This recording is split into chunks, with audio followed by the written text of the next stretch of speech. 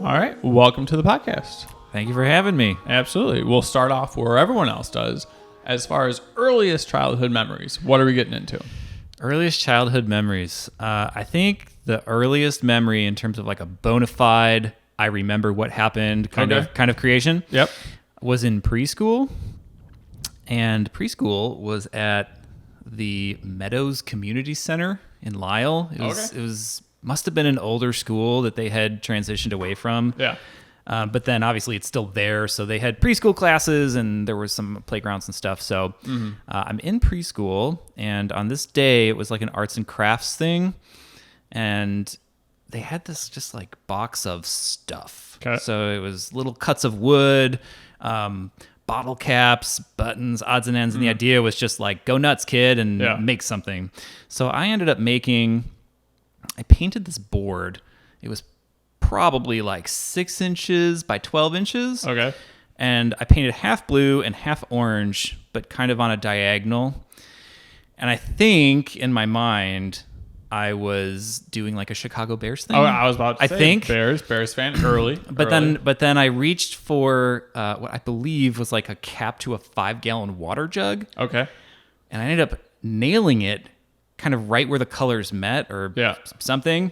And then my mind said, oh, this is a beach scene.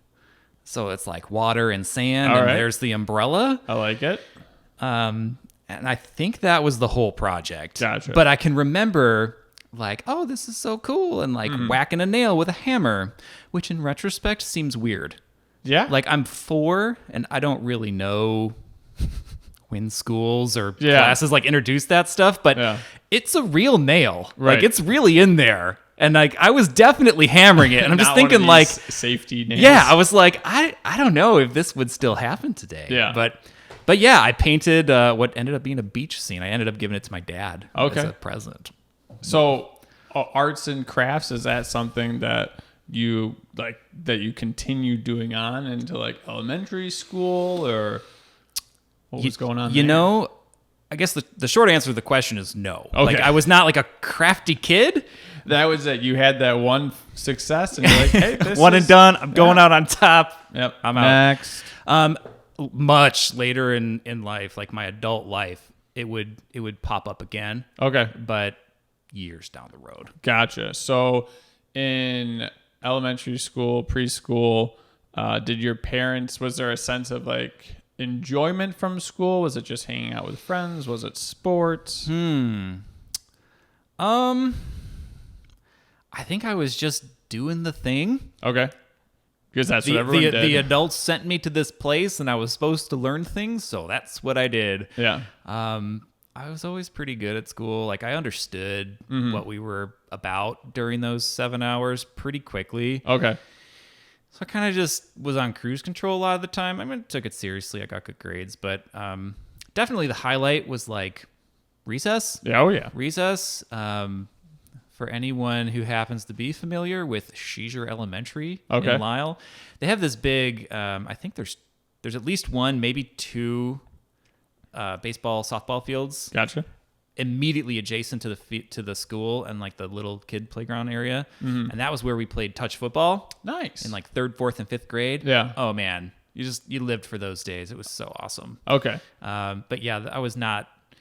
Like I was good at school, but I wasn't about school. Gotcha. You know, not till much later. That went well for you. As far as football went, did you always watch football all the time? Did you just like playing sports, or what was the get up there? I played a lot of football. I didn't do Pee Wee League, but when middle school offered it, that was kind of my first real exposure. There was middle school football? It was flag football. Okay. Yeah. Smart.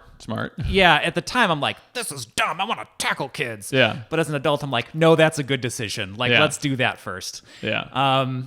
Yeah, football was always kind of a thing. I watched it with my dad. I can specifically remember a Dallas Cowboys game. It must have been like a Monday night. I don't think it was significant in any way. Yeah. But it was getting really late in the game, and if you're familiar with football, a lot of like last minute field goals will decide a game sometimes.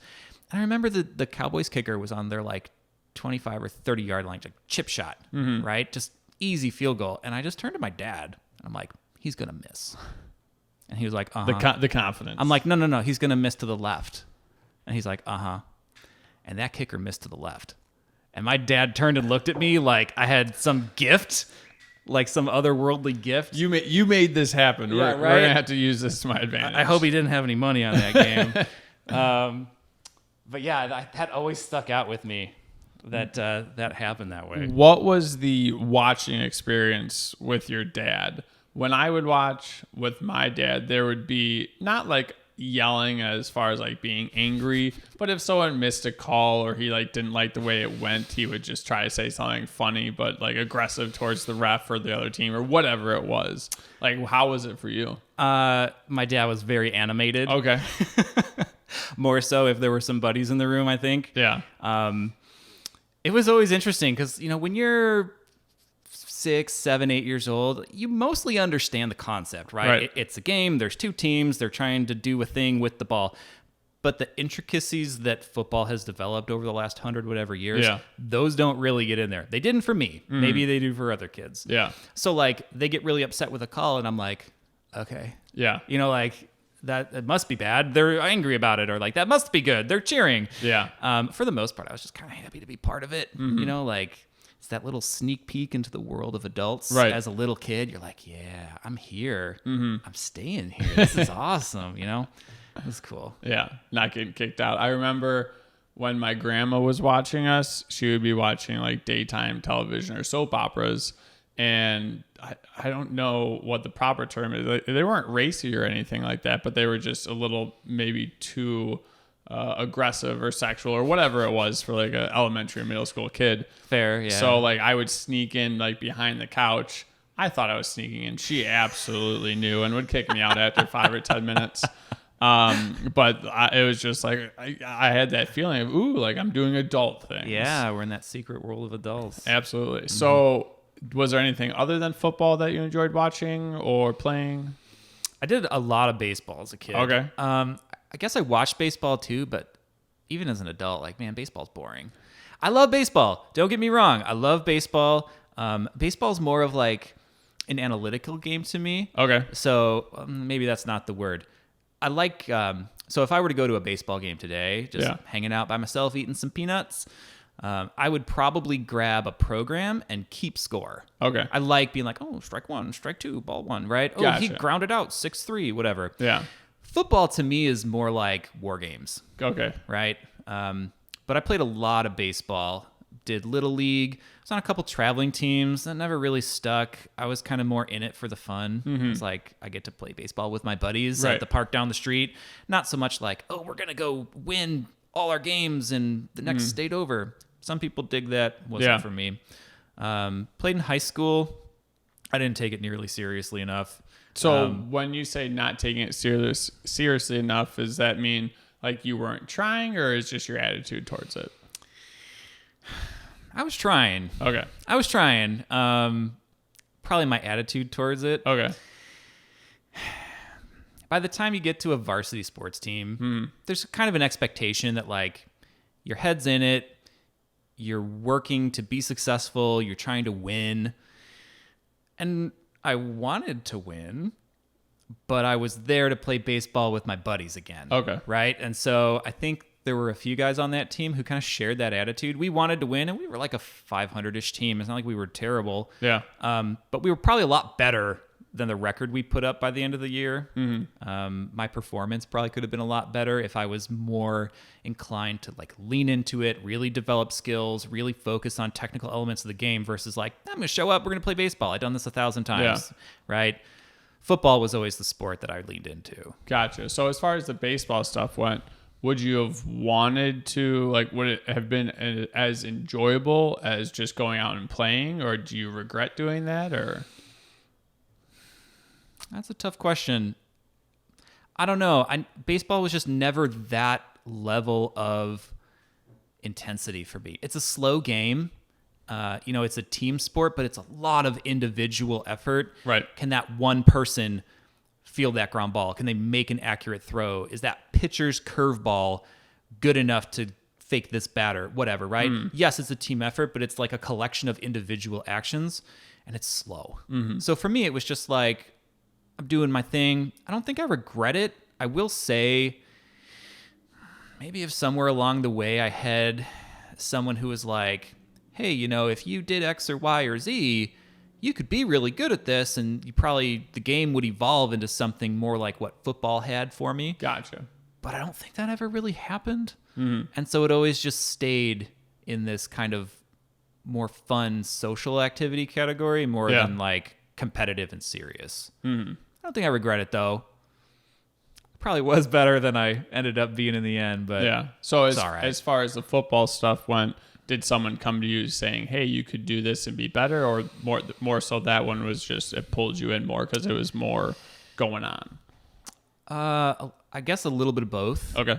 There's something about, so back to the contrast, baseball and football. For me, football, yes, still individual actions, but there's an overlap where if I'm running the ball to the right side of the offense, okay, and the right guard kind of sort of misses, let's go with the left guard, kind of the backside line, kind of doesn't get a great block on their defender, but the right side is kicking their butts. You can still kind of make something out of that play, right? Maybe only 80% of your guys did their jobs properly, but that might be enough. Whereas in baseball, it's like, oh, that shortstop threw a terrible ball over to the first baseman and it's in the stands. Right. That play is over. Yeah. Like that is the end. So, football, did anyone like deliberately sit me down and be like, hey guy, here's how it's going to go. Yeah. I don't remember that moment. Okay. But just the nature of the sport of like hitting other people. Yeah. And like, hey, it kind of hurts, right? Yeah. You can't just show up. You're going to get your backside handed to you, and it's not going to be fun. So if you like the sport and you want to play it, you kind of have to take it seriously. And that kind of just diffused into me. And by the time it was any level of serious competition, I think I was mentally in that space, whereas baseball just never took me there. Yeah. It didn't. It's like, oh, well, missed a throw. So as far as getting to like serious football, was that freshman year of high school? Was there any like big moment of like, oh, we're actually doing this? Like when did that happen? Yeah, I think there kind of was. So middle school was flag football. Okay. It was pretty tame. Was flag football still fun? Were you wide receiver? Yeah, I liked corner? What were you? Oh gosh, in middle school on offense, I think I played guard. Okay. I was maybe a little running back. There's one flying. I know, and he wants to be a part of this really badly. He's in. Defense, I don't really remember. I don't even know if I played a lot of defense. It's too fuzzy. But by high school, there was a moment, and I don't know where this came from. It just bubbled up. But I remember during the summer training camp as a freshman, they had put me at weak side linebacker, and you got to figure these high school coaches, like, they don't know the freshmen. Right. It's a lot of just like, who are these kids? How big are they? How much kind of natural athleticism is in there? And you just kind of feel it out and make it work at the freshman level. Right. But I remember having this moment at camp where I thought, if I want to be like a bigger contributor on this team, if I want a bigger part of this, I have to like make my desire and abilities visible. Like, I have to show them like I'm good at this. I don't suck. I want to play. And for whatever reason, that moment as we were getting ready to do these drills just mentally put me at 10. And I was all over the field making every other tackle. Wasn't fantastic. I had a lot of learning to do at a linebacker position, but the core stuff was there. And I think they saw that because from every practice after that until we started playing games, I was starting at the linebacker position. Okay. I was that first guy out there. On the freshman squad, but also on the JV squad with the sophomores. And like, that was kind of a big deal to me. I'm like, okay, well, there's your recipe. Yeah. Like, you were correct and you did the thing and it got you where you wanted to go. So keep doing the thing. That was kind of the moment. There was a second half to this question. Well, we'll move on. As far as linebacker goes, is that more of an effort position? Do you have to know do you have to know more so the plays? Do you just guess beforehand? How did that work for you at that age? So I am so glad that whatever coach was out there said, let's put Diehl at linebacker and see how he does, because that turned out to be one of the most fun positions of any game I ever played because it's a mix of everything. So if the opposing offense is going to run the ball, you're part of the run stopping effort. Right. If they're going to pass the ball, at least in our defensive scheme in high school, you had a zone to cover, right? Okay. And there are rules that govern all of your decision making, and you just have to make 2 and 3 and 4 decisions in a few seconds. Gotcha. But there's a system, and you practice and you get better. So there was a lot of like in the action kind of physical element to it, which allowed you to just kind of play the game, which is what I always liked about it. Yeah. But linebacker specifically, and especially by my senior year when I was a middle linebacker, you're kind of the quarterback of the defense. Right. So, right, you huddle everybody up. You're taking the signals in from the defensive coordinator, relaying it to the guys. Huddle breaks. You see what the opposing offense comes out as. Oh, we got a slot receiver. You know, we had calls for all this stuff. Hey, we've got a certain number in the backfield. You know, watch a sweep right, with depending, you know, if you're on the hash or something. And it really, like, I think I didn't even know, but that's the kind of stuff that I turned out to be pretty good at. Gotcha. I'm not going to say I was, like, amazing, but, you know, it's fun. It's fun to read offenses, and you know you only have a few seconds to do it, and, oh, we're not ready. Doesn't matter. Here we go. Just go hit that guy. He's obviously running it. It really sucked me in. And I was like, this is really fun. Right. This is really in my wheelhouse because you get to go and play and run and hit people. But you also have to be smart at linebacker. You have to read defenses. If they're going to pass, where's your zone? Is there a receiver in that zone? Is someone going to drag across the field? If nothing's by you, you know, do you pursue right away? Do you watch for something to reverse out? Yeah. So much goes into it, and I ate it up. Yeah. I ate it up. Do you have a best game that you remember in high school? A best game. I guess not. It would kind of pop out at me if I did. I have a couple of moments. Okay, let's hear them. So one of the last games we played, actually, I think it was the last year. It was my senior year, but it might have been the first game of the season because I don't know what it is anymore. But when I was part of that team, the Lyle Football Lions, we played our games on Saturdays. Okay. A lot of teams in high school had lights at their stadium and on played Friday. Fridays. Yeah. We didn't. Okay. And it was like a whole thing in Lyle. There were like community meetings about it. I don't know.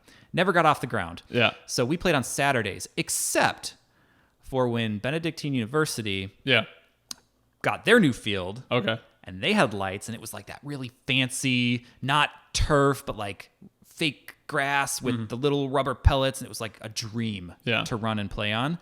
We got to play there one time. Yeah. And in that game, we were doing well. We were kind of on the winning side of the battle, in kind of the senses that football games are the battle. And I remember this kid, they ran some kind of sweep or a pass, and it was like yards after the catch. And I had wrapped him up, and I could feel that my hand was right on the ball. Yeah. And so I just pushed on the ball, and it just squirted out. Yeah. Get down the field. One of my teammates picked it up, ran it, 5 or 10 yards, but like forced that turnover. It felt so good. Yeah. I was like, this is our senior year. This is the first game, and we're making it happen and setting the tone for everything. And it's like, yeah, I did it. I did the thing. Let's go. But conversely, there is a similar moment back freshman or sophomore year where same kind of thing. We got wrapped up in the scrum, borrowing a rugby term. Yep. But same thing. Like I went to wrap this kid up, and I could feel that the ball was just like in my chest. Yeah. So I just took it from him. Just yoink. Yeah. Now it's mine. But there were like 6 or 7 of us all kind of grouped together, so they probably couldn't see anything. So if you're not familiar, progress in football generally goes until it either stops or a running back goes backwards too much, right? And then they'll blow the whistle, right? Just to be sensible about it. I had already taken the ball and run like 5 or 10 yards in the other direction, and they blew the whistle. And in that moment, I could sense like they're not going to know where the ball is. Yeah. They're not going to know. And so I stood there, and the refs are all like, where's the ball? Yeah. And I called out. I was like, hey, I have the ball. Yeah. I took it from him and ran this way, and then you blew the whistle, right? Like, here are the steps which led us here. You need to understand that this is a turnover. I need you to understand. Like, come with me on this journey. Yeah. And they kind of looked at each other and they were just like, second down, and just like took the ball and just like business as usual. Nobody's considering. Was the coach yelling or anything? Well, I don't think anybody saw it. Like it was such a mess. Let's bring up the tape. Right? Well, I think this was a freshman game, so like, people hardly care. I'm sure this is like a ref's $50 gig after work once a week or something, right? So the investment there is maybe not as much as with like, say, a homecoming varsity game. Right. But then similarly, I was very upset in that moment because I was like, it was such a good play. Yeah. But I also kind of knew that there was almost like a sleight of hand element to it where no one's going to believe me. Right. And nobody believed me. So there you go. So is that when you started hitting the gym, or what was the gym to you in high school? Because traditionally at Batavia, like the gym was a huge thing for football players. Was that the same for you guys, or? Yeah, and that was kind of a neat. I guess I want to use the word graduation. Okay. Not in an academic sense, like cap and gown, but it's like, oh, this is a new era for me. Okay. Because previously, I mean, Little League baseball, junior high flag football, come as you are. Yeah. Do your best. Good job, kiddo. Moving on. But with football, I think the high school coaches visited the junior high in like late May or early June. And high school football coaches are wild. They could not love football more, which is great. Like it shows other kids like how excited you can get about things. So that's wonderful. Yeah. But I remember at least one of them specifically. They were at the high school, and they must have talked to like the gym teachers or the junior high football coach, and like, hey, who are your guys? Bring them in. And it was very informal, very quick. It was just like, hey, if you think you want to play football next year, we do summer training programs. Here's what they are. Here's where you need to be and win. And, we'll get you caught up to speed, and we'll make sure that you understand. And if you're serious about it, you'll go, right? And if you can, because you're 14, you're not driving yet. So when you say training programs, like just like lifting 5x5, or the saying like you need to lift this much, what was a program? It was very structured. We went to the high school. Okay. Gosh, I want to say Monday through Friday. And they had like grids built out, like week 1, this exercise, this many repetitions, and this structure. Yeah. Love it. And for me, it's like, I'd never done anything like that. So I very much needed the roadmap. And it became pretty clear after like a week or two. I'm like, oh yeah, I get it. This is going to be really helpful to be big and strong, which to me was like 155 pounds or whatever. Right. But yeah, that was a big deal because we could see each other getting stronger. Well, and in high school, like literally, so I took like Excel gym because, want to be an athlete, playing all the sports. And it was literally just like a linear progression. You just go up by like 2.5 pounds or 5 pounds, and you just saw the numbers. They always went up in high school. I was like, this is amazing. Super easy. I just do the lift, increase it a little bit each time. We retest every 2 or 3 months, and I'm just getting stronger. This is awesome. Easy. Yeah. So that was like, I wouldn't call it a coming of age. Yeah. But it was like, this is not junior high football. This is a different kind, and you need to give it the respect that it commands. Was there any emphasis on like eating protein, carbs, fats, like any discussion around that? The only thing I remember is the athletic trainer, who must have contracted with the school, made a comment once about like, hey, bringing an apple to eat between the 2-a-day practices in July is not sufficient. Oh, okay. Like, you need to eat a lot of calories pretty much all the time. Yeah. They never really went deep dives into like macros or, it's like drink water and eat a bunch of food. The rest will sort itself out. I feel like it mostly did. I feel like for most football players, like it's not a weight and size isn't a bad thing. So it's usually people adding size. But when it comes to like cross country or gymnastics or dance or anything like that, most high school knowledge is coming from their coach, which generally doesn't know anything. So they're either going to get injured or anorexic. So like it's really tough for high school sports. It's probably different now, but like back in the day, not great for their athletes in high school. Yeah. What was nutrition like at home? Was there a conversation about eating? Did your mom just cook? Did your dad cook? Like, what was going on there? I remember we talked about it because, so I have 2 older sisters. Okay. I grew up in the house with 2 older sisters, and they weren't athletes, at least not in any structured sense. Right. So like I was really, in addition to being like a boy playing football, I was also the first person who had to like think about this. Right. And I think as far as we got, we recognized there is obviously a need for me to be eating a lot more than maybe we think I should eat. Yeah. You know, my mom did the cooking. She did a really good job of, she always, you know, fed us good meals. There was usually a nice lean protein portion as part of that. The one thing that really stands out is that by the time I got to high school football specifically, and even more specifically the varsity squad, I had to eat 2 lunches. Okay. Nice. Like I had to. Yeah. I was so hungry all the time. Yeah. So I would bring a lunch from home, and it was pretty boilerplate stuff, right? Like piece of fruit, a sandwich, something sweet, whatever. But then I would finish that in our 25-minute lunch hour, and then immediately go to the hot food line and get like whatever $2 or $3 thing I could get there. It's just there was no amount of food that was too much. $2 or $3 food. Oh, the good old days. Right. Gosh, different world. But yeah, I remember that. That was a thing, and that actually, when I graduated high school and was going to college, I actually gained a lot of weight. It's like I'm not lifting anymore. Right. I'm not training for anything. I wasn't going to play sports in college, but my eating habits hadn't changed. Right. And that caught up. Oh, for sure. Because, you know, I'm packing in trail mix all the time. Yeah. And we've got a couple pictures where like I am clearly getting heavy. Yeah. Not enjoying food. I'm not off the rails, but Yeah. it's like, yeah, you need to revisit that. So when your parents were like cooking and stuff like that, was there any conversation around like health, or when they saw people that were unhealthy, was there any conversation about that, or what was health like in the household?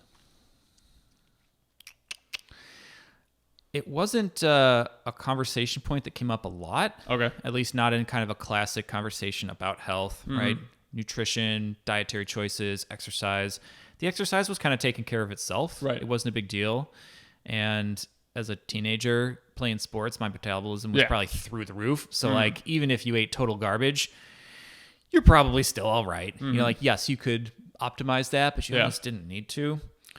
Globally, it wasn't ever really a big thing. Okay. My dad was a marathon runner for a long time. Gotcha. So I think he outran a lot of the dietary questions for a long time.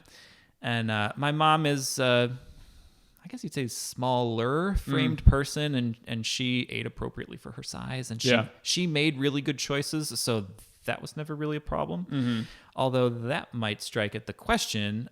So my dad fed us well, made good choices generally, right?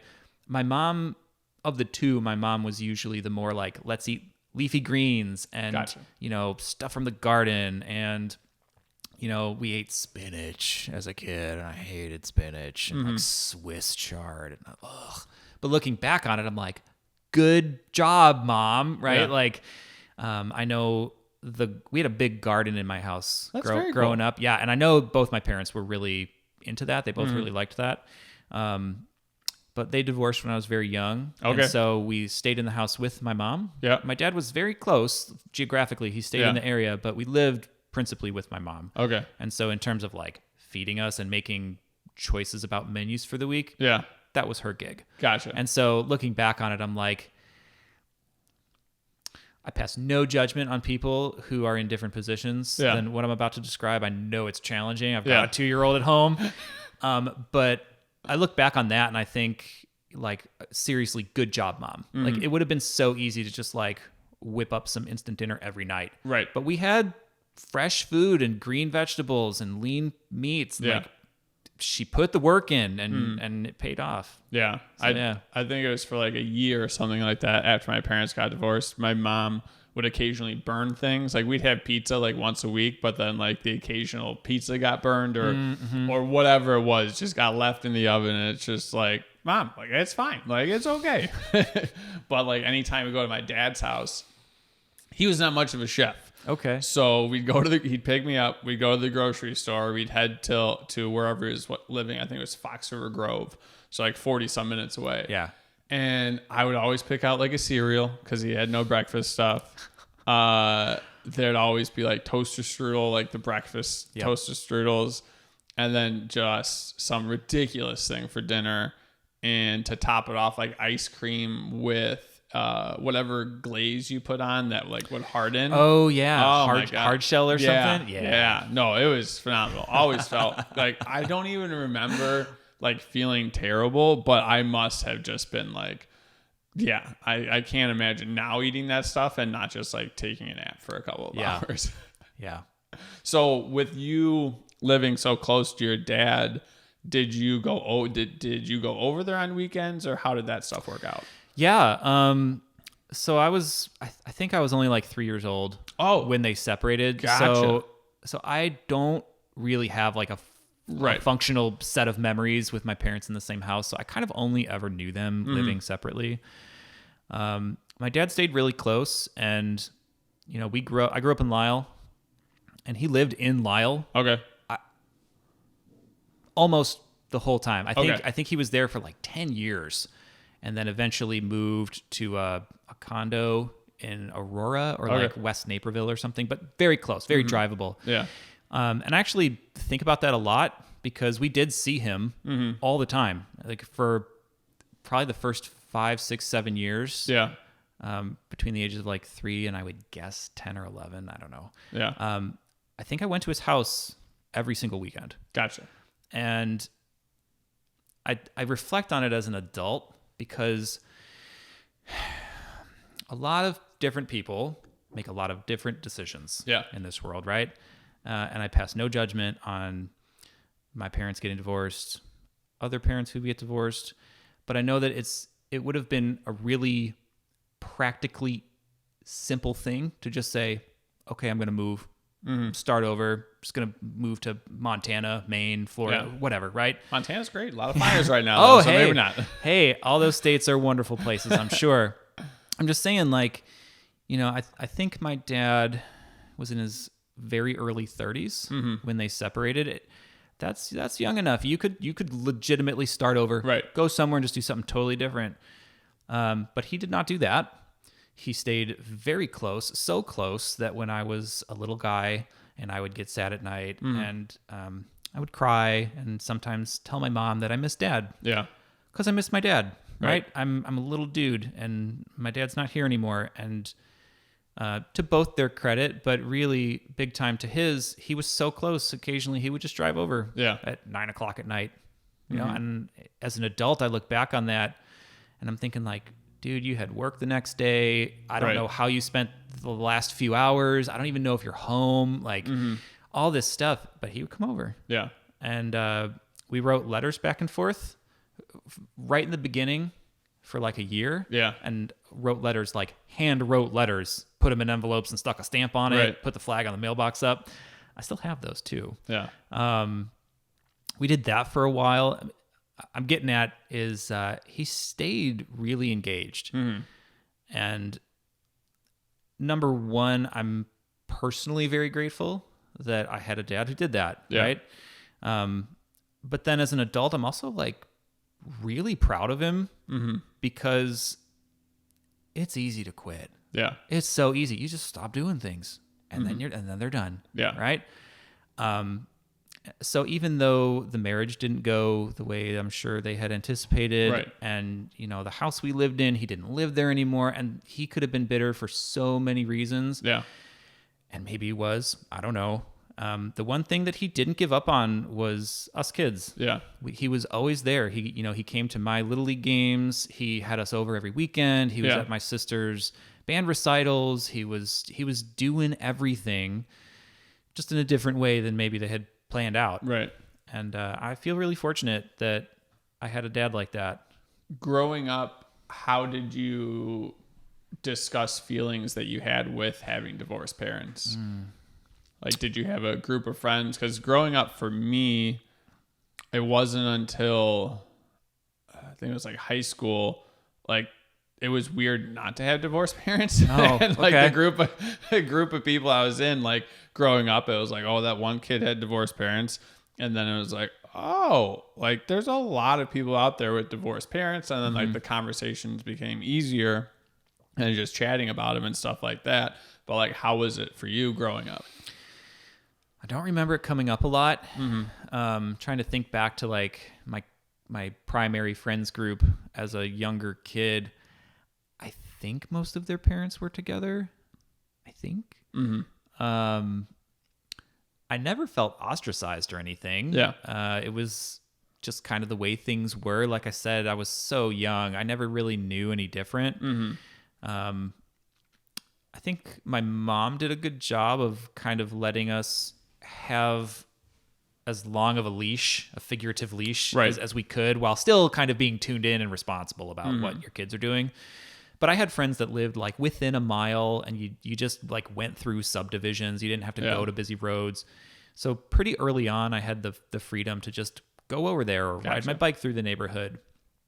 And I must have proved not to be a total dipstick, so she let me keep doing it. Yeah. But it was never really a thing. I can remember one encounter with a friend of mine where I did not handle it well. You asked me like how were the conversations and how were they handled?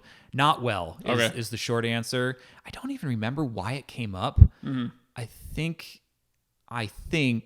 he just made a comment about it. Yeah. And it wasn't hostile.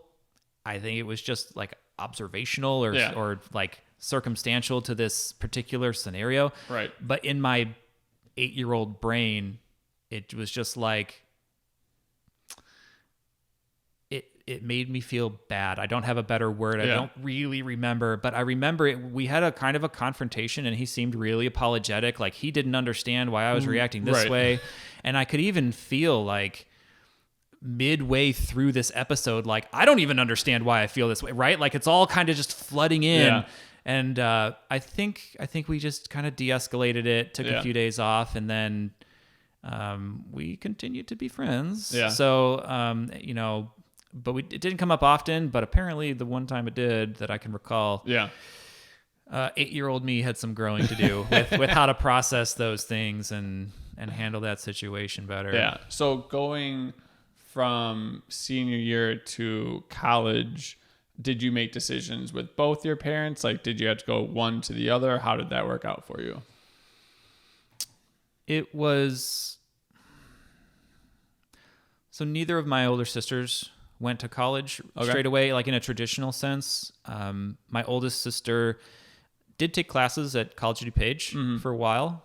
That didn't culminate in any kind of degree or anything, but she went to classes. My middle sister did not. She was, after high school, she was done. Yeah. And that's fine.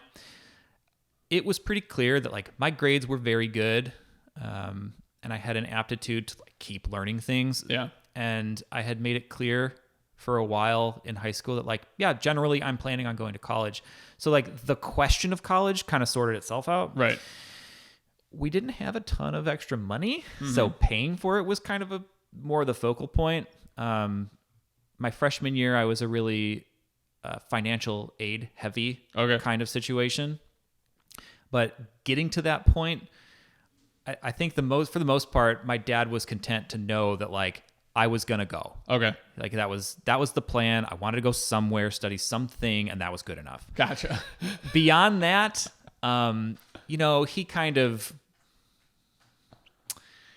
it wasn't a soft nudge, but it wasn't like a full-throated push. He kind of emphasized like, be an engineer, be a lawyer, be a doctor, be something. Right. Right. I'm none of those things. But I think his point stuck was like, go do something meaningful. I think was where he was going with that. Yeah. The nuts and bolts of the conversations were more with my mom. Okay. There was still kind of that same sense of like, okay, you're going to go to college and it's going to be good. And, you're going to study something and come out the other side with a degree. Yeah. It was much more like, where is that going to be? How are we going to pay for that? Are there implications in terms of like any changes we have to make here at home?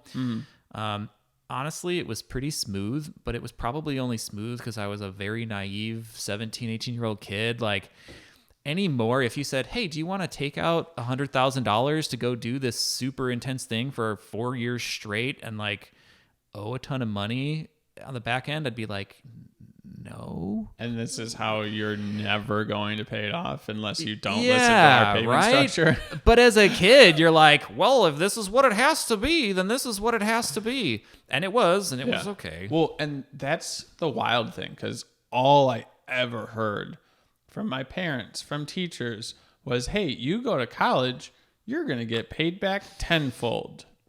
Which, first off, like, my parents both went to NIU, so I think, like, and I believe my mom paid off for college by working in the summers at, like, a restaurant. She still took out, like, a loan or whatever she could, invested it. So, like, she made money on the gig.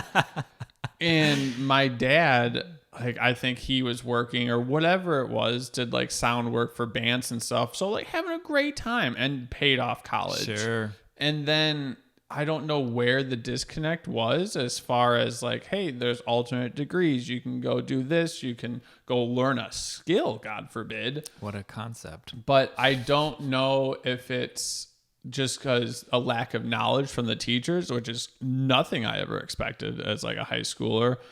But there just didn't seem to be like other options. Like it was just, you go to college, you get a great job, you get great money, and you have a little money you just pay off a little bit. Right. Just a little bit. Yeah, that was largely the same sentiment. Yeah. I think we're similar in age. That was pretty much. Yeah. I'm I should say it every morning, but I keep forgetting it. 32, I think. I'm 36. Okay. So it's close enough. Yeah. Yeah, it was very much the same thing. Like, if you had the grades in high school, you're going to college at the end. It's like, never mind if you want to be an electrician. Yeah. Never mind if you need a year off to kind of figure out what it is you're passionate about. Yeah. No, you just go. Oh, you just go. I still remember this sign in like our main hallway, and it was just like that paper that's really big, whatever, 4 feet tall, and you can roll it out as far as possible. Oh, yeah. And it just said whatever college people were going to. Okay. And it was just like, I don't know who came up with this, but there didn't seem to be a lot of other options. Like it was just college. Yeah, I think people have kind of got a better perspective on that these days. Yeah. College costing about $1 bajillion has helped get us there. But you know, college makes sense for a lot of people. Right.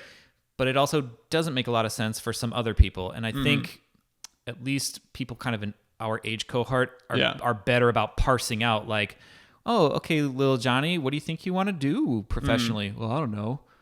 Okay, well, what kind of things do you like? Well, I don't know. How are your grades? I'm going to get C's. Okay, maybe heading off to a 4-year degree for $250,000 isn't the best choice for you, right? Put a pin in that. Yeah. Not saying you can't go later. Just saying figure some things out. I'm trying to see if I've had any guidance counselors on here. I'm really interested to what they know. Oh, that'd be a good conversation. Because I think I went into my guidance counselor and was like, I'd like to play badminton somewhere. Where can I go do that? And it was like somewhere in California. Like that was the only people that had like a team or something like that.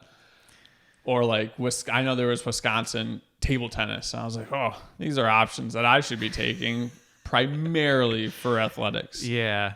But, so where did you end up going?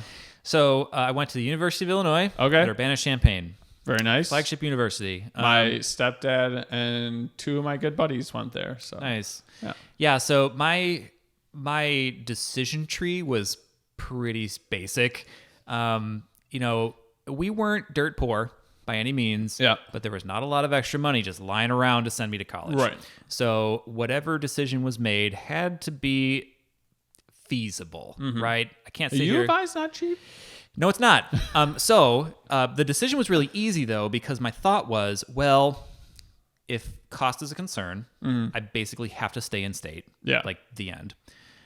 To that end, a public institution is probably going to be less expensive. Not always, but as a starting point, let's look at options there. So if you're following that framework, what is my number one choice? What's the best school you could go to given those parameters? And people will probably fight me on this because of UIC. But, in my head, I'm like, okay, flagship, U of I, the University of Illinois in Urbana-Champaign.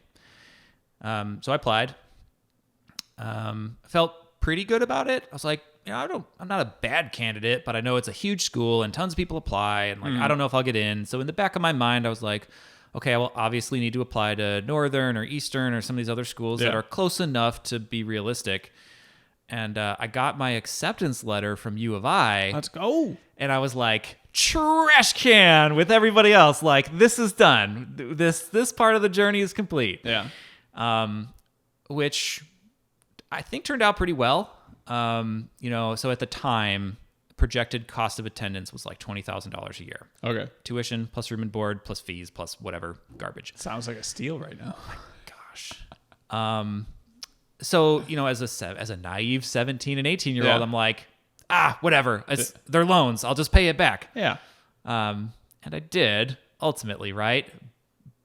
But I did not appreciate that for what it was at the time. Mm-hmm. Thinking about now, if my child was just like, hey, Dad, can I have 20 grand? We need to talk? Like, what kind of question is that? Did you talk to a loan officer? Did you just apply online? Like, what is the process? Because I went to Abanzi for a little bit, and my mom's like, well, you pay cash, and then for your grades, if you do well, I'll like pay back this amount and stuff like that.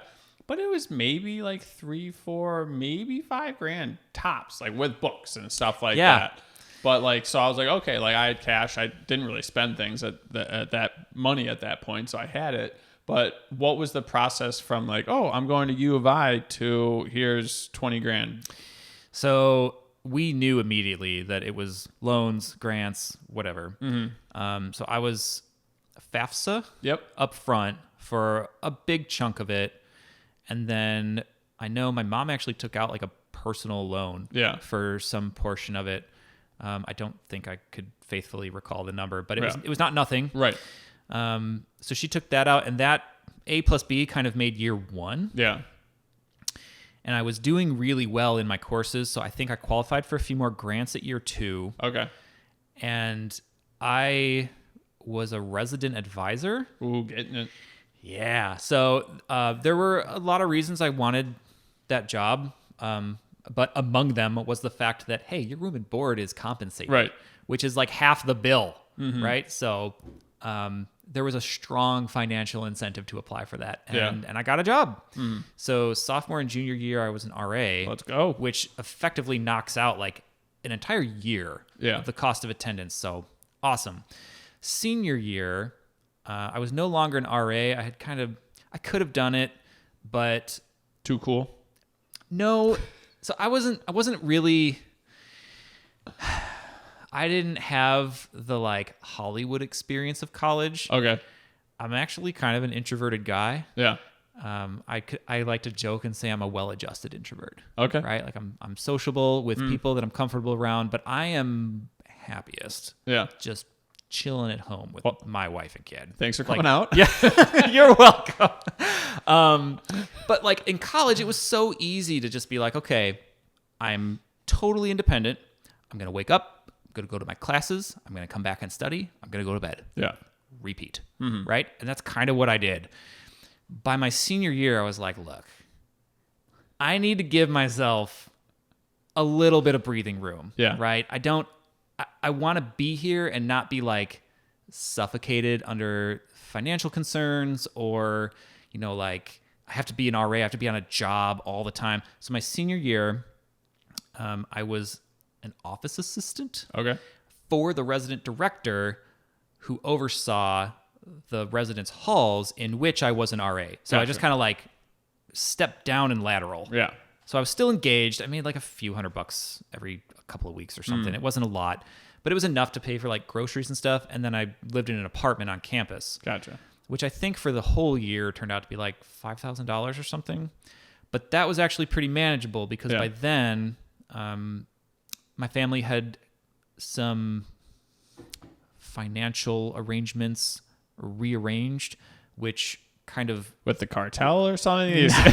No, if memory serves, I think because I was the youngest of my parents' Right. 3 kids, by a certain age, child support payments, Okay. the structure of that changed. And so where it had previously gone to my mom forever, fine.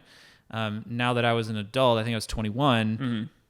Now we just redirected that money straight into my savings account.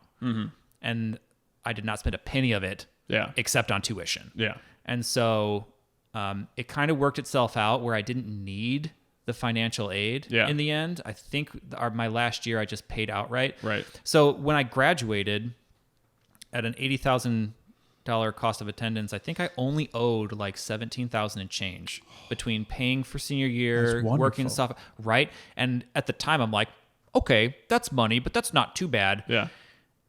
I paid that off in less than a year. Nice. After I joined the Army, and that's a whole episode. But looking back on it, I'm like, 17,000 is a gift. That's like live at home with your folks for 1 year and you're done. Yeah. You know, I have known people who have had $200,000 and $300,000 bills. Yeah. And it's just like, I don't see how you're ever getting out from under that with the way these things are structured. Oh yeah. My wife, it was $100,000. It's a lot of money. And when I met her, or when we started dating, like 3 weeks in, I was like, all right, like what are we looking at loans wise? Because before her, I was pretty much like, I'm not getting married. Like last relationship didn't go well. I'm just gonna hang out with the ladies for a while. And then I was like, well, looks like that plan went down the drain. Let's see how this one goes. So she's like, oh, $100,000. I'm like, well, what's your process going to be? Because I had been very frugal for most of my life. And she's like, well, I'm just going to pay it off slowly. Like, I don't want it to restrict my life or anything like that. And I'm like, well, what if I give you 15 grand and we start just like working away at these loans and stuff like that? And then she's like, oh, so I had her sign a contract, but it's just like we were paying those things off till I think like a week or something before our wedding, like 2 or 3 years later. But like all of the money was going to that. Yeah. And it's so hard just financially and emotionally to be doing those things. But we had cheap rent. Like I can't imagine like nowadays having a kid had like high cost of living area. I sincerely do not have any idea how people do it. Unbelievable. Maybe they just don't. I don't know. Maybe they just don't. I don't know. That might be it. So let's rewind just a hair. We'll go back to freshman year. What was it like living on your own?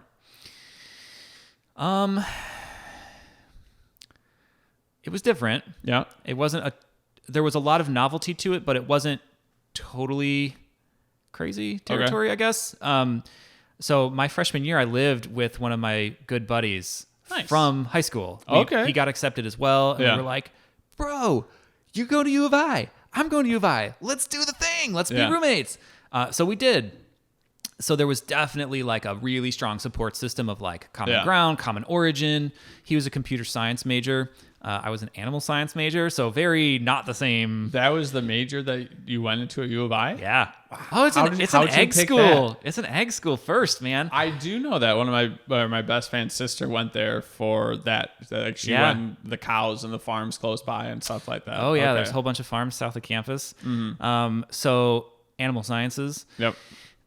There was a time in the process of figuring out what you want to do with your life. Yeah. I was like, I want to be a veterinarian. Oh, I'm going to be a veterinarian. Yeah. At 17, I was like, well, I really love dogs. And we had my childhood dog, one of them, pass away just like a year or two before that, I think. Yeah. She had gotten a couple tumors, and then when she actually died, it was pretty tragic. We just like woke up one morning and she was in the kitchen seizing. Like obviously something is way wrong. My mom probably understood what was ahead of us that day before I did. But we went to the vet like an hour or two later, and they were like, yeah, this is not a thing that's going to be fixed. Her quality of life is terrible at this point. Yeah. The merciful thing is to euthanize her. I don't remember the words they used. Right. But that's what we did that day, and I was really sad. But through that experience, when the question comes up, like, what do you want to do? I was like, well, that had a big impact on me. Right. And like anymore, I tell people, like, if I had to give advice to a high school kid, I'd say, don't worry about knowing exactly the path you want to tread. But it would be wise to have some general idea about the things that you enjoy, and maybe you've considered, is this something that can provide a livelihood? And if you can find something in a space that captures both those, that's a good enough starting place. Yeah. Something functional that you like. You don't have to love it, but you need to like it, right? At least a little bit. So at 17, I was like, well, that's something, like that was a moment. It obviously like had a big impact on me, and I would really like to understand that more and maybe, help pets and avoid this more. So I went off to U of I to be an animal sciences pre-veterinary medicine major. Stayed with the major the whole time. My sophomore year, I kind of had like a semester of doubt. Okay. Because it was still like in all those general intro classes. I was like, this is dumb. Like, this is not interesting. This is so not what I thought it was going to be. So I was like, well, maybe I'm in the wrong major, right? And so I was like, well, let me see what's kind of next door. So I looked at chemistry programs at the university. I was like, well, it seems cool. Like, I like chemistry. I ended up minoring in chemistry. I was like, but they go up to like differential calculus, like Calc 3 or Calc 4. And I was like, yeah, I'm not that guy. Yeah. Like, I'm good at math. I'm not that good at math. Yeah. And like, I know the work that would be involved. And remember, as a student growing up, this was cruise control. Right. Like, I didn't ever have to work meaningfully in school. It was starting to show itself my senior year in math class. Okay. So I was like, okay, this is a journey I don't know if I'm prepared for. So I kind of tabled that. Right.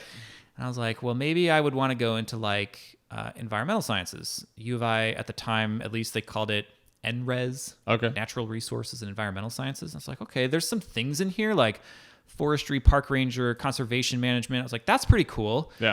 Yeah, look at a career field for that. I hope you like eating rice and beans forever. So coming from a background where we didn't have a lot of extra money, that registered with me. And I was like, I don't know if I can let myself do that. Right. Looked around at a few other things, and what I eventually came to was, well, the part of chemistry and the part of NRES and the part of biochem and all this stuff that I like, it meets right where I am. So it's like, maybe the prudent choice here is just stick it out and see what junior and senior year brings. And I'm really glad I did. The upper level courses were way more interesting. Actually got engaged. Class sizes shrunk. Material got more intense. I actually learned things that were much more interesting than just like, welcome to college 101 is like, this is stupid. What kind, do you still remember some of those interesting things that got you pulled in? Yeah. So as a suburban kid from outside Chicago, we had Animal Sciences 331, I think, was biology of reproduction. And so you learned, so obviously as a human being, you come to understand that the females of our species menstruate, and it's for a purpose, and this is how it works.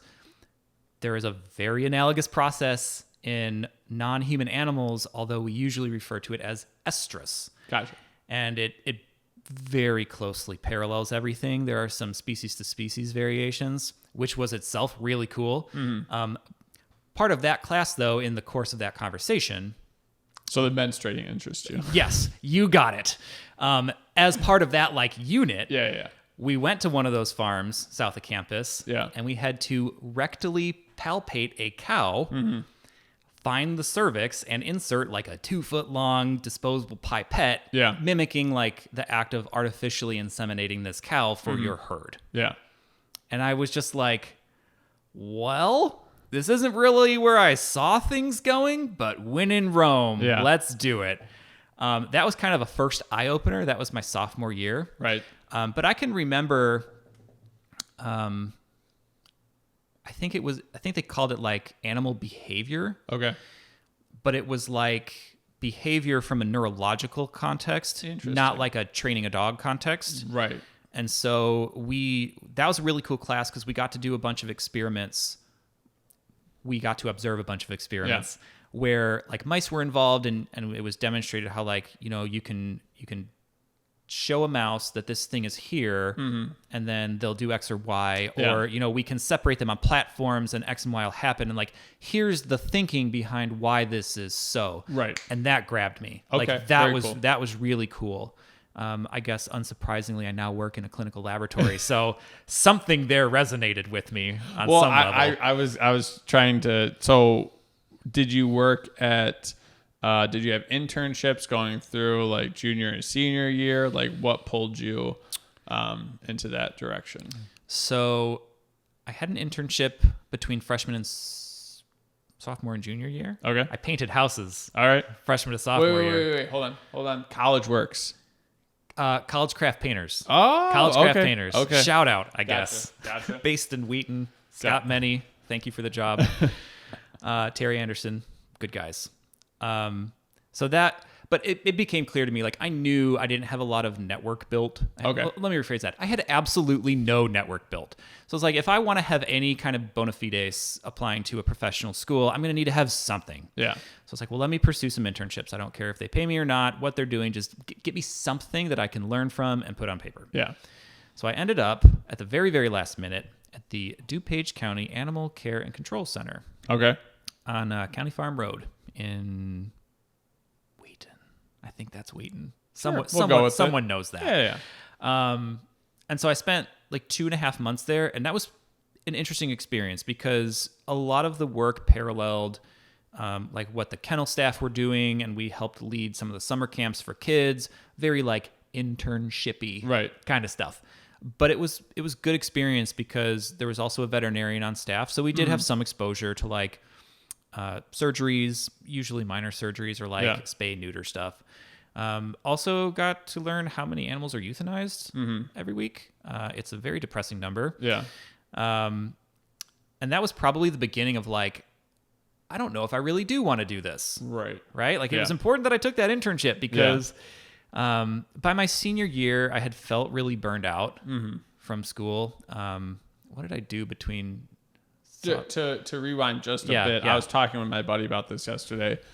And as far as shelters go, if you're going to improve it as a whole, like obviously there's a bunch of different things you can do, but would it be you just have to get a bigger space with a bunch more staff, or there's just always going to be too many animals? Like, how do you make it so that you don't have to keep euthanizing animals?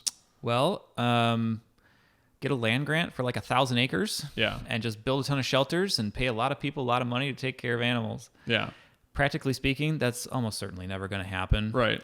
There are some problems that are just never going to go away. A dog bites a kid. Right. Dog has to be surrendered. What happens to that dog? Yeah. There aren't many options, right? Yeah. And it's predominantly goes down one road. A 13-year-old dog gets surrendered because the owner passes away. Yeah.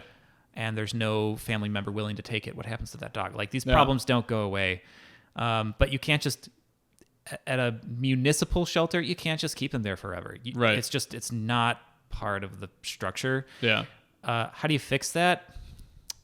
Way before it gets to that point. Yeah. So I don't have strong opinions on spaying and neutering, but objectively, that would go a long way. Yeah. To like, hey, if they can't make more kittens and puppies, there aren't going to be more kittens and puppies in this volume. I think in my lifetime, culturally, I've seen a lot more places that are just kind of big rescue, like sanctuaries where you've got a dog that's lost a leg and is super old and is going blind. And like, there's some good-hearted people out there who will adopt that dog for the pure endeavor of loving and caring for it, but that's not most people, right? Going to adopt a pet. So realistically, you need a different answer for that kind of an animal, and you need something non-traditional. It needs to be special in the way that those needs are special. Yeah. I feel like it just popped up in my head. Like lawyers have to do like pro bono work. It'd be nice if like dog trainers had to go do that, because I feel that most dogs can be trained for the most part. Like it's not I'd agree. It's not like an outlier that the dog's terrible. And if it is, like you have trainers for that. But I think like a lot of that leads into trouble and very tough for like the dog generally doesn't know better, even though you say, oh, why didn't you listen to me? They're just the dog doesn't know your word. Like, they don't know, man. They don't speak English. He might know like the sense that you're giving off, but things like that, it's tough to see. So how did you deal with like the amount of it going on? Because I obviously am just making assumptions and know that like it's a problem, but you saw it firsthand. Yeah. So I remember one week we counted up. So the animals are in crates if they're small enough, or like kennels if they're a big animal. And on the front of that structure is some kind of like plastic sleeve where there would be paperwork. Who are they? Where'd they come from? Whatever. The way that they would mark an animal as being slated for euthanation is by folding the papers and then putting them in the sleeve, so that at a glance you'd be like, okay, this is the one, and then you'd verify and whatever. Yeah. But like, it was an easy way to quickly identify it. And I remember one week there were 36.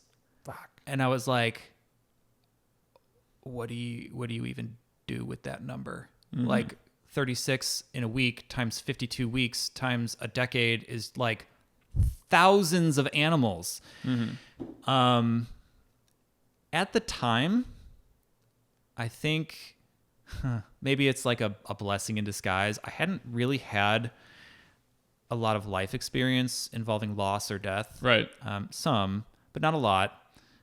So to me, it was just, okay, it's crappy, but this is how things are. And you just move forward. I didn't really think about it a lot. It didn't make me feel good, but I was kind of focused on the other parts, right? Gotcha. Just do my job, Yeah. kind of get through your day. Anymore though, I don't think I could work in that environment and not think about it. Right. For a brief moment in time, I was considering like, well, you could make a career change, and wow, look at that. County animal control officers actually make a pretty decent amount of money. Really? Yeah, I couldn't give you an accurate number, but like, it's not nothing. Yeah. You could live off it. It was something that you saw that you and I was could, like, yeah. Right. I did the whole head tilt and, yeah. But then I immediately turned to my wife and I was like, yeah, but there's no way I could do that. I wouldn't sleep at night. When did you marry your wife? 2000. Oh, you're gonna ask me if I married? No, it's Well, 2019. No. 2019. It sounded like it was in This was college. This was much later. Gotcha, This was much gotcha, later. gotcha. I'm sorry. Yeah, Okay. that's important context. This was much later. This was just like a few years ago. But I looked at her. I'm like, I couldn't do that. Right. Like I'm one of those people. Walked my dog the other morning. Yeah. And there's this bird, like a little songbird, just sitting in the street, Yeah. alive, Yeah. chirping, but not moving. Right. And so I'm like, okay, well, something happened. I don't know if you like fell or you ran into a car as it was driving, whatever. But like, if Not you doing stay well. here, you're going to get run over and you will die. Yeah. So I set the leash down, my dog's leash down. I just stand on it so she can't run away. And I Yeah. scoop up this little bird, move it 2 feet to the right into the grass. Yeah. Kind of make sure he's far enough off the road that the task is accomplished Right. and move on with my day. Like, I can't walk past that stuff. Yeah. How could I possibly work in those conditions and be expected to perform those tasks Yeah. and go home and sleep? Mm-hmm. Again, for the third time, I understand it's a job. People need to get paid. I don't pass judgment on people for the things they have to do to survive, but I personally, not a good fit. Yeah. I could not do that. Mm-hmm. I don't think. So senior year, what was our next move from there? Like, what's the conversation in your head? Like, what are we doing? Conversation in my head was, I am really burned out on school. Okay. I got good grades. I graduated. So the verbiage they use on the transcript is like high honors, honors, high honors, highest honors. Okay. And it's equivalent to like magna cum laude, summa cum laude, or cum laude, but I don't Okay. remember which one is which. I think I'm. I wasn't in that I was conversation. in so whatever I the don't mid. know. I was at whatever the mid tier was, right? So like I did really well at school, but it Yeah. came at the cost of. I studied all the time. Like I worked really stinking hard to learn things Yeah. in college, and I did, and it was worthwhile. But I was drained, and I got out of there with like 17 grand in debt, and I knew even at 22, I'm like, okay, that's kind of a gift. Yeah. And I was not in a place where I was ready to take on professional school for 4 more years. Yeah.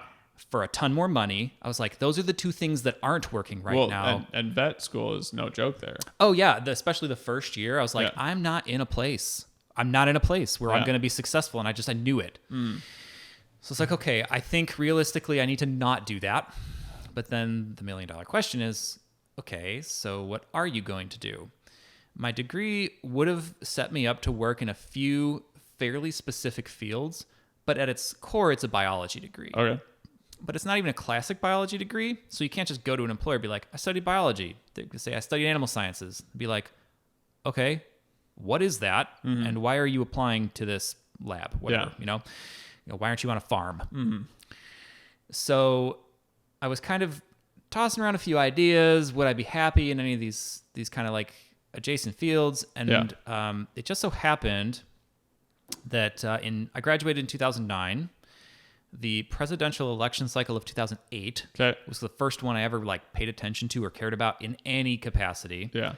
And That was that Obama?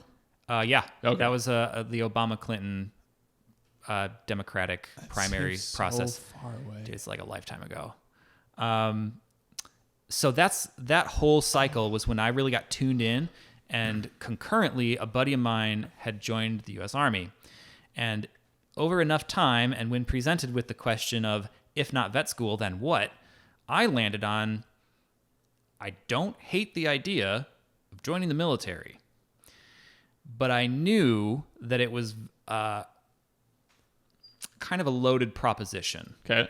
Because kind of the route I had identified as being like a maybe involved me going through an enlisted route if I was going to maximize the potential for my end goal of applying to and being accepted for a U.S. Army scholarship back to veterinary school. Gotcha. Okay, so I'm still thinking vet school at this time.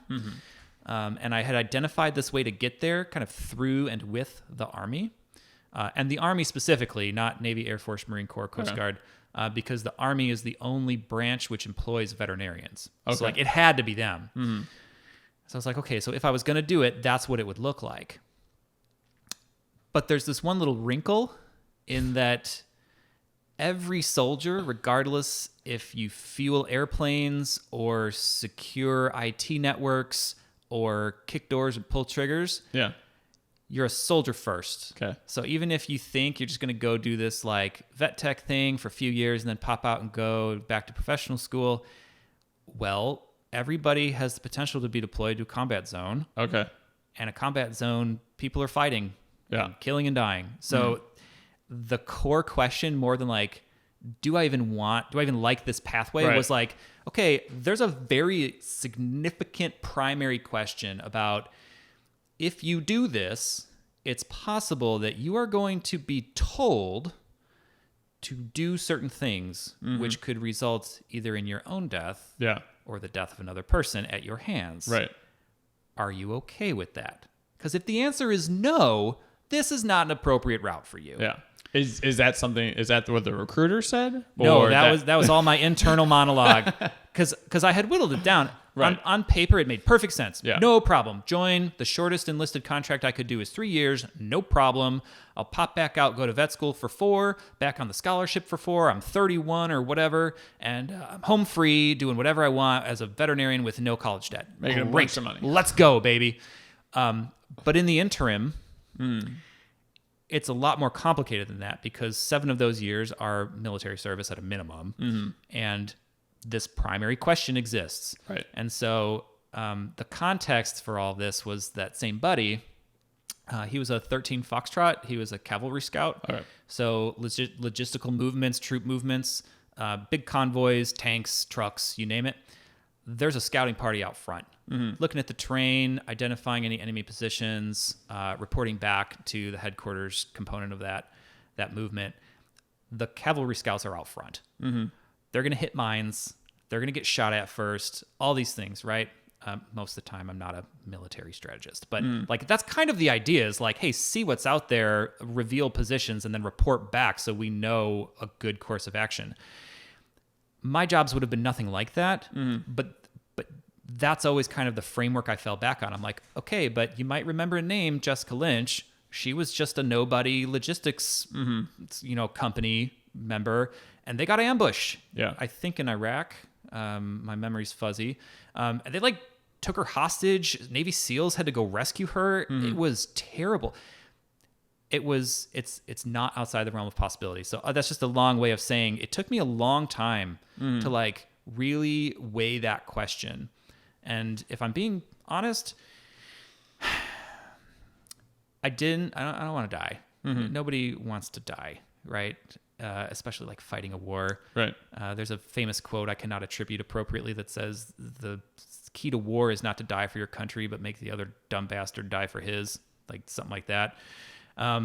Honestly, I was in a good place with joining an organization entrusted with the defense of our nation. And I knew that there was a non-zero percentage chance that would involve me actively fighting and potentially dying in that endeavor. That I was okay with. I was much less okay with the prospect of killing people. Gotcha. My grandfather was a World War II vet. I never saw combat, but while he was with us, he was kind of famous for saying, like, I wasn't mad at anybody. Why would I want to go fight and kill people? I wasn't mad at anybody. And that was kind of in the same vein where I was at, especially when you consider the time when I was joining would have been 2009, 2010, which was just after the big troop surge in Iraq. It was as Afghanistan was starting to ramp back up years later.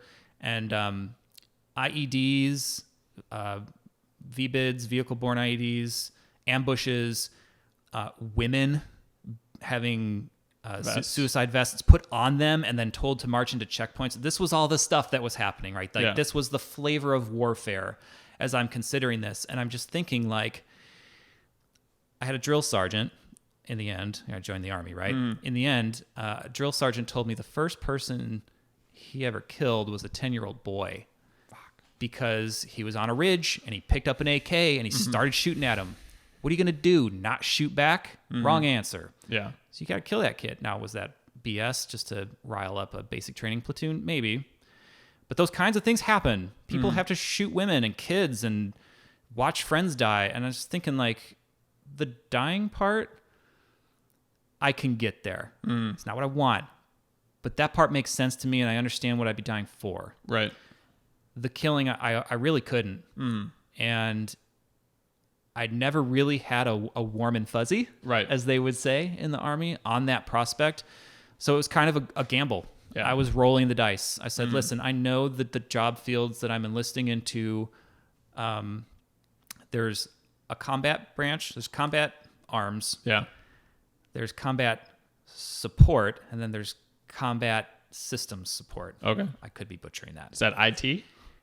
It's stuff like IT, right? So combat arms, warfighters. Yeah. Cav scouts, infantrymen, rangers, combat arms, artillerymen. Combat support, I'm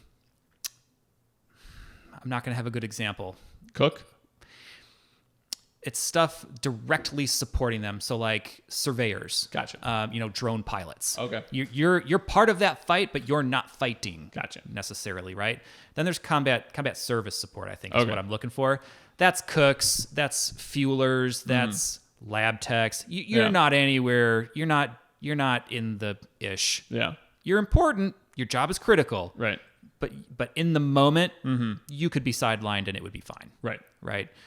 So I knew that all of the jobs I was looking at would keep me far away from combat arms, but the odds are never zero. Right. So I was like, well, if I do this, it is literally a gamble of having to go do things I really don't want to do. Yeah. But I took a chance, basically, and it paid off. Yeah. I was never deployed, never anywhere close. I've got one holstered. If anyone, the classic cliche little kid question, did you ever kill anybody? My answer is going to be not that I'm aware of, because I worked in a blood bank. So there is kind of a higher stakes nature to it, but that's kind of like my cheeky way of not answering it. Yeah. Nope, never anywhere near combat. On a very selfish note, thank goodness. In a practical sense, I got exactly what I wanted. Yeah. So, yeah, I lucked out basically, in that I did not have to confront that in a visceral way. Okay. As we'll start wrapping things up because I feel like we can get another episode out of all that. Yeah.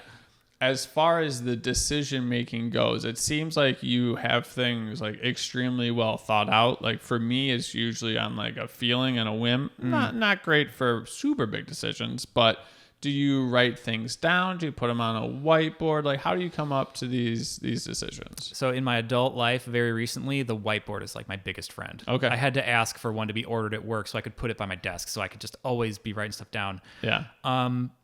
No, I guess the closest thing I would call it is meditation. Okay. It's not true meditation, sitting down with your legs crossed and humming, nothing like that. But a quiet space to think deliberately. I usually talk out loud to myself. Okay. And just kind of go through what I see, what seems to be true. In the course of all that, I tend to pick out the most important things. Okay. Like, hey, A, B, and C were all addressed, but C is really the one. Okay. Kind of like the Army conversation. That's really the one. So I'll hold on to that, sideline everything else. I'm a big fan of letting things, I say, simmer. Mm-hmm. Okay, you've thought through all that. Step away. Gotcha. Give it an hour, a day, whatever is appropriate for the nature and scope of that question. Mm-hmm. Let it simmer. Do you still feel the same way at the end of that period? If you do, that's probably your answer to whatever it is. If you're still not sure, you probably need to keep going and keep digging, turn a few more things over. I guess that's, if I have a process, that's probably the closest thing to it. Mm-hmm. It's very challenging to do. Did you learn that from a book? Did you pick that up from somebody, or how'd you get there? I think that's just how I'm wired. Okay. It's just how it came together. College, it was easy. Read this chapter. Yeah. Here's your homework. Take the test. Good job, kid. Yeah. As an adult, though, there's really not a guidebook. Yeah. Not that I found. So it's like, well, I'm a smart guy. Let me just think this through. What's true? Yeah. What do I care about? How do those come together? And where does that put me? Gotcha. How do you feel about that position? Is that agreeable? Can you live with that? If you can't, you got to go back. Okay. Keep working. All right. Nope. It's just organic. It's just organic. So last two questions. Sure. What's your definition of health? Not necessarily the dictionary definition, but what is health to you? So the question of health always goes back to the question of fitness for me. Okay. For some reason, I think because the definition presented to me was so simple that it just stuck in there, got its barbs in. So sometime in college, the definition of fitness was provided to me as the ability of an organism to survive and reproduce. The end. So that weighs pretty heavily on health, but there's so much that goes into health that didn't seem sufficient. So what I kind of land on is being able to do the things that you want to do in the pursuit of your happiness. And in a very superficial way, it's like, well, if I have a bunch of knee problems and I'm grossly overweight, then going for a walk would be challenging and that would hinder me from doing the things I want to be happy. But physical health is just one piece of the pie. Mental health is huge. Even something as common as anxiety can cripple people from getting out the door. Depression, you don't eat the food you need to eat. You're not visiting the people you need to visit. And those things affect you. Right. Financial health, right? Not even in your body, just dollars are a very important resource. For most people in this world, the dollars effectively feed you. Right. They enable you to do things like go to school or do a nice thing with your family or your kids or, splurge and buy that little thing. Yeah. That's part of health. So just at 30,000 feet, I'd say being able to do the things you want to do to pursue your happiness. I like that. And then what's something from your life that you think would be beneficial to the people listening to the podcast?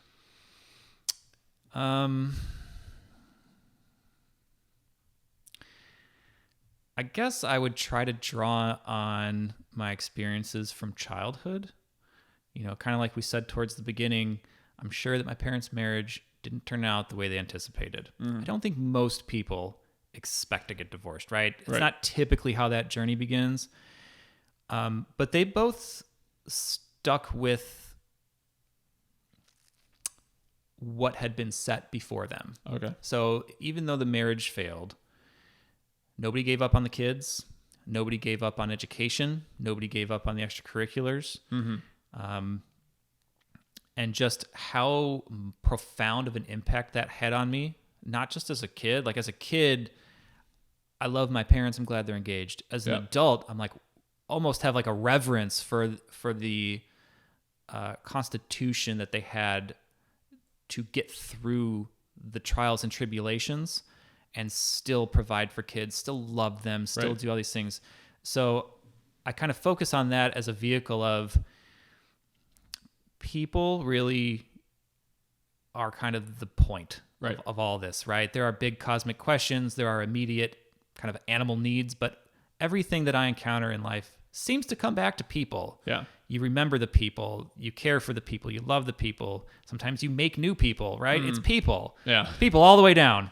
And just to remember that. Yeah. And, you know, the impact that caring about people, in this case, me, you know, my parents caring for me, that by far and away, I'm sure has had the biggest impact on whatever success I've had, was just being cared for and loved. So, you know, the ones you love, keep them close, make sure they know you love them, and do everything you can to support them. Yeah. And just ride that wave, because that's going to be probably the biggest thing in their life. Awesome. Love that. Thanks so much for coming on the podcast. Thanks for having me, man. Absolutely. I had a blast. This was fun.